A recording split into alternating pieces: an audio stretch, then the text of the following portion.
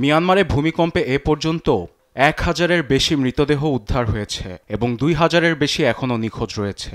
শক্তিশালী এই ভূমিকম্প অনুভূত হয় মিয়ানমার সহ থাইল্যান্ড, দক্ষিণ পশ্চিম চীন, ভারত, ভিয়েতনাম, লাওস, কম্বোডিয়া ও বাংলাদেশেও।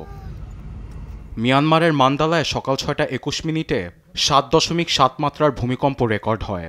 ভূমিকম্পটি ভূপৃষ্ঠের মাত্র ১০ কিলোমিটার গভীরে উৎপত্তি হয়।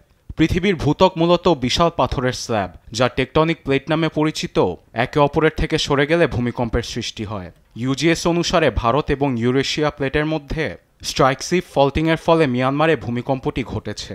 মূলত দুটি টেকটনিক প্লেট একে অপরের সঙ্গে ঘর্ষণের ফলে ভূমিকম্পনটি ঘটে। ইউনিভার্সিটি কলেজ লন্ডনের অবসরপ্রাপ্ত অধ্যাপক বিল ম্যাকগুয়ার বলেন, যে কোনো মানদণ্ডে এটি বড় ভূমিকম্প।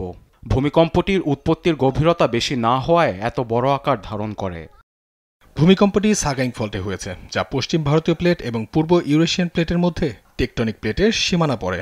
ইউরেশিয়ান প্লেটের তুলনায় ভারতীয় প্লেটের ফল্ট বরাবর উত্তর দিকে সরে যাচ্ছে। ভূমিকম্প পরিমাপের মানকে বলা হয় রিক্টার স্কেল, কিন্তু বড় আকারের ভূমিকম্প রিক্টার স্কেলে মাপা কঠিন হয়ে পড়ে।